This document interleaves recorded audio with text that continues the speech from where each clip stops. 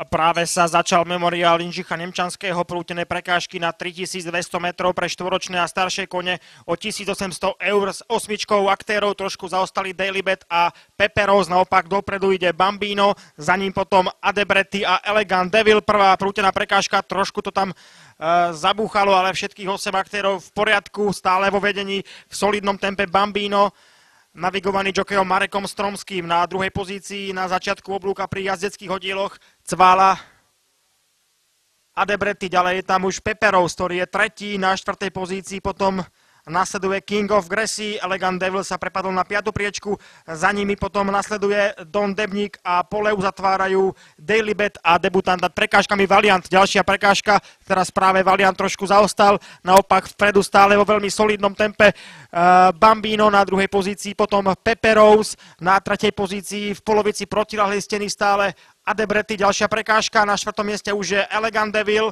Don Debník je 5., respektíve ešte pred ním je King of Gracie, potom Don Debník na 5. pozícii, za ním Elegant Devil, ďalšia prekážka a pole uzatvára dvojica, ktorá už začína strácať, to je Dailybet a Valiant.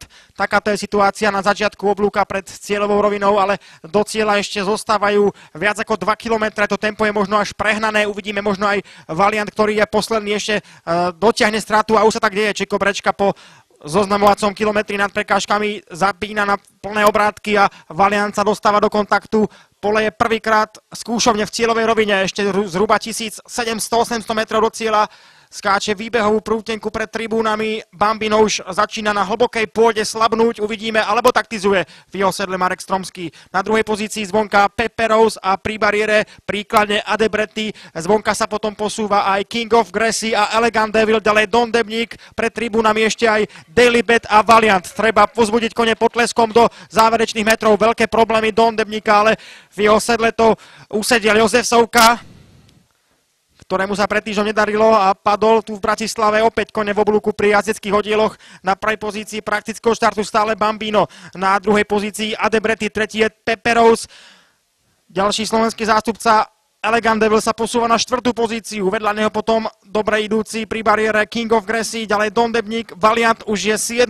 a na chvoste pola Dailybet, teraz tam trošku mal problémy, pred ním sa zaklapítala prútená prekážka a Dailybet mal veľmi ťažkú situáciu, strátil kontakt s polom v polovici protiľahlej steny, sedmička aktérov bojuje s plnými šancami o víťazstvo a vo vedení už je Adebretti, vedľa neho Bambino, takisto sa tam ešte tlačí aj King of Gracie a Pepperose, na 5. 6. mieste Don Debník a je tam aj Elegant Devil a Valiant. Táto sedmička koní môže bojovať o víťazstvo.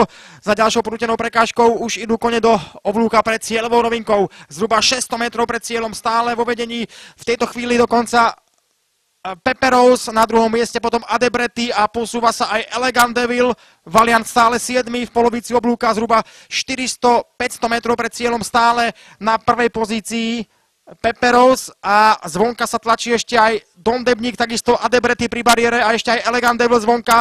Záverečná prútená prekážka, Martin Cagaň má všetko dobre nakopnuté a môže zopakovať triumf spred týždňa v sedle Šreka. Tentoraz Pepperose odchádza od svojich súperov, Martin Cagaň udrží na tomto koni s dobrou rovinovou triedou víťazstvo. Je to tak, Pepperose veľmi ľahko zvíťazí, Elegant Devil prichádza zvonka na druhú pozíciu, takisto Don Debník. Pepperose prvý, Don Debník druhý, ďalej Elegant Devil, Adebretti, King of Gracie, bez peňazí 6. Valiant a poradie uzavrie unavený Bambino a Dailybet.